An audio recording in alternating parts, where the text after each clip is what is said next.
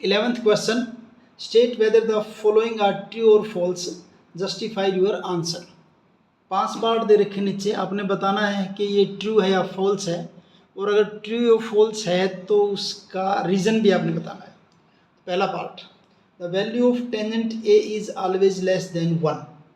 Tangent ए की value हमेशा 1 से लेस होती है, फॉल्स है। एक तो मैं वैसे ही बताई, जैसे टेंजेंट 45 की वैल्यू क्या होती है, 1 होती है, और ये क्या कह रहा है कि हमेशा लेस देन 1, जबकि टेंजेंट ए की वैल्यू कहाँ से कहाँ तक जाती है, 0 टू इन्फिनिटी।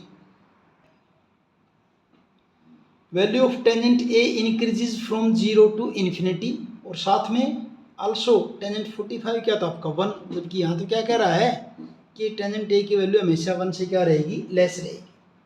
सेकंड क्या है, secant A is equal to 12/5 for some value of angle A.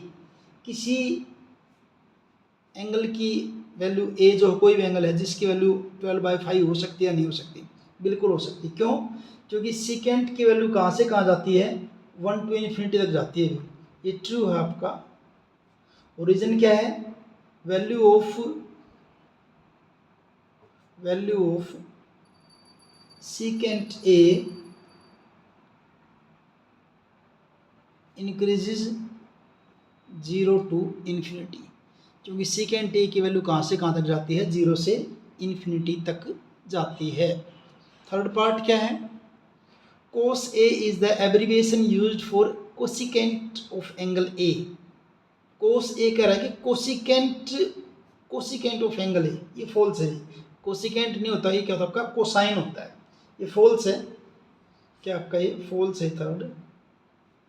Third false है क्या, क्योंकि cos A is abbreviation for cosine of angle A, cosine of angle A, ठीक है।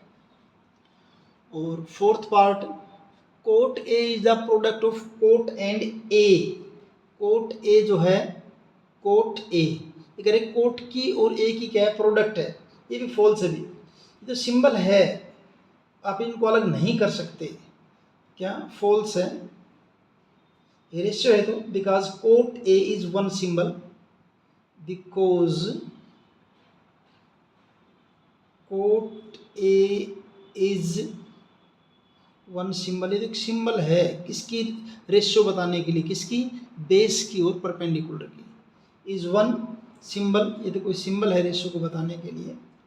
We cannot separate cot and A, we can not separate cot and A, इनको आप separate नहीं कर सकते। उसके बाद है आपका ये fifth part, sine theta is equal to 4/3। 4/3 means 1 point कुछ आएगा, 1 से तो बड़ा ही होगा, जबकि साइन थीटा की वैल्यू 0 और 1 के बीच में लाई करती है। तो ये आपका क्या है, फॉल्स है। फॉल्स रीजन क्या है, because the value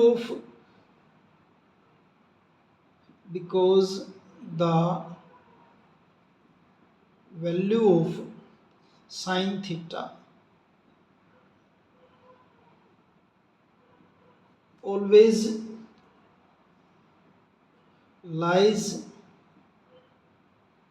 between 0 and 1, और ये तो आपका 1 से बड़ा बन रहा है, 0 और 1 के बीच में आ रही है एयर। और यहाँ पे क्या है, here sine theta is equal to 4/3 which is greater than 1, which is greater than 1, जो कि 1 से बड़ा है।